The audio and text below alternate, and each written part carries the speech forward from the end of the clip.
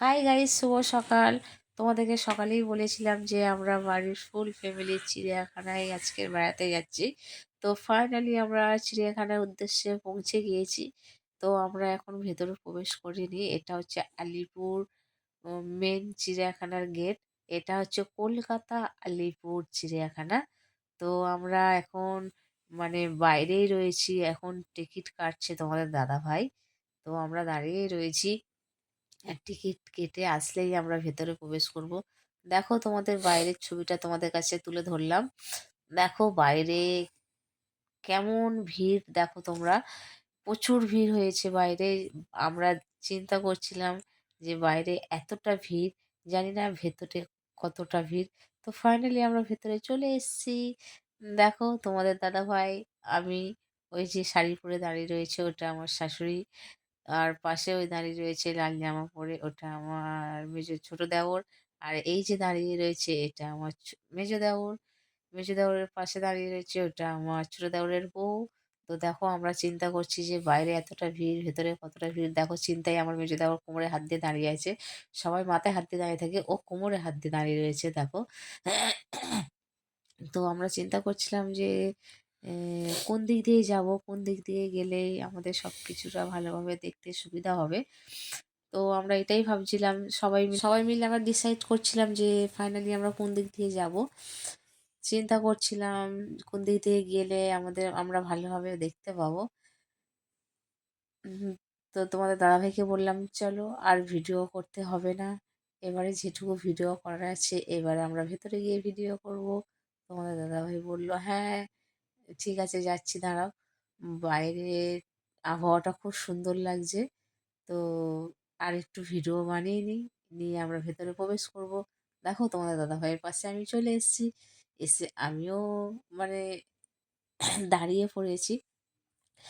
তোমাদের দাদাভাই ভিডিও করছিল, ওর সামনে আমিও কিছুক্ষণ দাঁড়িয়ে পড়লাম। তো দেখো এখন 11টা বাজতে চলেছে। ফাইনালি আমাদের তো পেটে ছুঁচো ডন দিচ্ছে। তো এখন হচ্ছে ব্রেকফাস্ট করার টাইম। তো আমরা এখন ব্রেকফাস্ট করব। আমরা দাঁড়িয়ে রয়েছি, এতটা ভিড় হয়েছে যে আমরা বসার জায়গা পাইনি। বাড়ি থেকে সব কিছু নিয়ে গেছিলাম বসার জন্য।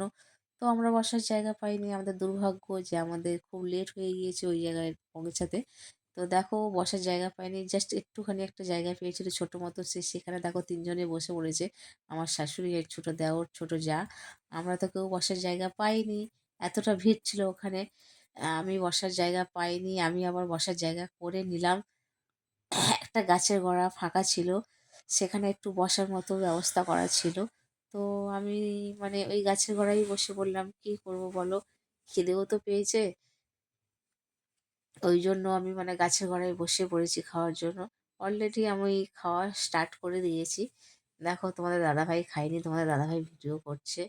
আমার এতটাই খিদে পেয়েছিল, আমার আর নিচে বসার মতো ধৈর্য ছিল না। আমি মাকে বললাম, মা তুমি আমার এখানেই দিয়ে দাও, আমি এই গাছের গোড়ায় বসেই ব্রেকফাস্ট কমপ্লিট করে নেবো। তো এটা আমার মেজো দেওর দেখো খাচ্ছে। ওরাও বসার জায়গা পায়নি, এই পাশে বসে রয়েছে। এটা আমাদের একটা পাশের বাড়ি, আমাদের ভাই হয়। আর এই যে একে দেখতে পাচ্ছ, এটা হচ্ছে বন্দনা বৌদি, আমাদের পাশের বাড়ির একটা বৌদি। ও বসার জায়গা পায়নি, ও এদিক ওদিক দেখছিল যে কোথায় বসবো।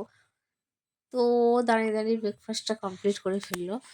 তো আমিও এখন অলরেডি খাচ্ছি, আমার এখন খাওয়া কমপ্লিট হয়নি। কি বলবো, এতটাই খিদে পেয়েছিল, আমি খালি খেতেই রয়েছি। দেখুন আমার খালি গাল চলছে, কন্টিনিউয়াস গাল চলছে আমার। ঠিক আছে, এতটাই ঘুরেছি তো এতটাই ক্লান্ত হয়ে গিয়েছি। 11টা বাজতে যায়, ব্রেকফাস্ট করার সময় হচ্ছে সকাল 9টায়। সেই জায়গায় দেখছো 11টা বেশি বেজে গিয়েছিল ওই টাইমটা। তো আমি দেখো এখনো খেতেই রয়েছি। খেয়ে খাওয়া দাওয়া কমপ্লিট এখনো হয়নি। আমরা খাচ্ছি, ওই পাশে বসে রয়েছে আমার শাশুড়ি মা, ওনারাও খাচ্ছে। ওই আমার যা খাচ্ছে, আমার ছোট দেওর খাচ্ছে, আমার শাশুড়ি খাচ্ছে। তোমাদের দাদাভাই এখন খায়নি, তোমাদের দাদাভাই ভিডিওটা করছে, ও পরে খাবে। আমরাই এখন খাওয়া খাওয়া দাওয়ার উপরে ব্যস্ত রয়েছি। দেখো কেমন ভিড় হয়েছে, দেখো তোমাদেরকে বললাম না আমরা বসার জায়গা পাইনি। সত্যি তোমরা বিশ্বাস করো, আমরা তো বসার জায়গা পাইনি, একটুখানি জায়গা পেয়েছিলাম। ওখানে ওরা তিনজনে বসে পড়েছে, আমরা গাছতলায় বসে ব্রেকফাস্টটা করে ফেললাম। দেখো তোমাদেরকে ঘুরে দেখাচ্ছি, দেখো কতটাই ভিড় হয়েছিল। আর যে জায়গাটা খালি দেখতে পাচ্ছ, ফাইনালি আমাদের খাওয়া দাওয়া কমপ্লিট। হলো তোমাদেরকে একটা নতুন দৃশ্য দেখাই। দেখো গাছের মধ্যে এইগুলো কি ঝুলছে বলো তো, ফল না ফুল? তোমরা কেউ বলতে পারবে না এটা কি ঝুলছে। আমিও ১ম এ বুঝতে পারছিলাম না। তোমার দাদাভাইকে জিজ্ঞাসা করলাম। তোমার দাদাভাই বলল যে, "এটা গাছের মধ্যে বাদুড় ঝুলছে।" অসাধারণ একটা দৃশ্য তোমাদের কাছে তুলে তো বাদুড় ফাইনালি দেখা আমাদের কমপ্লিট। তোমাদেরকে এবার দেখাই রয়্যাল বেঙ্গল টাইগার। দেখো টাইগারটি এদিকেই আসছে। টাইগারটির ছবি ভালোভাবে নেওয়ার জন্য আমাদের ওখানে প্রায় ২০ মিনিট ওয়েট করতে হয়েছিল। ২০ মিনিট পরে আমরা টাইগারটির ছবি ভালোভাবে নিতে পারলাম। তো ফাইনালি আমরা টাইগারটি দেখিয়ে দিলাম তোমাদেরকে। এবার দেখো তো একজনের সঙ্গে দেখা হতে চলেছে। দেখো তো তোমরা একে চিনতে পারো কিনা? এ হচ্ছে একটা ইউটিউবার। এর নাম হচ্ছে প্রীতি।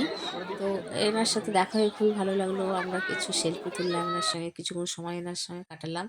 তো দেখো ঘুরতে, ঘুরতে আমরা আবার চলে এসেছি গেটের পাশে। তো দেখো গেটের কাছে আসলাম, এসে দেখছি মানে অনবরতই লোক প্রবেশ করতেই চলেছে ভেতরে। মানে যত বেলা হচ্ছে তত ধীরে, ধীরে লোক প্রবেশ করছে ভেতরে। মানে আজকের এতটাই ভিড় হয়েছে, এতটাই ভিড় হয়েছে তোমাদেরকে বলে বোঝাতে পারব না কতটাই ভিড় হয়েছিল। তোমাদেরকেই বলছি যে তোমরা যখনই চিড়িয়াখানায় আসবে বেড়াতে, আলিপুর চিড়িয়াখানায়, তো তোমরা প্লিজ কেউ সানডের দিন এসো না। সানডের দিন প্রচুর ভিড় হয় এখানে, প্রচুর ভিড় হয়। আজকে তো আমরা এসে মানে খুব একটা ভালোভাবে সবকিছু দেখতে পেলাম না। খুব একটা ভালোভাবে এনজয় করতে পারলাম না। তার কারণ হচ্ছে এটি যে এত ভিড় হয়েছে, ভিড়েতে মানে আমরা ভালোভাবে কিছু দেখতে পাচ্ছিলাম না।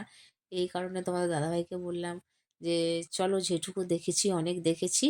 আর অন্য একসময় আসা হবে ফ্রি টাইম দেখে।" এবার আমরা আলিপুর চিড়িয়াখানার দিকে বেরিয়েই যাচ্ছি। মানে দেখো সামনের গেটে চলে এসেছি। আমরা বেরিয়ে আসছি। যা দেখেছি অনেকটা দেখেছি। জাস্ট আর নয়।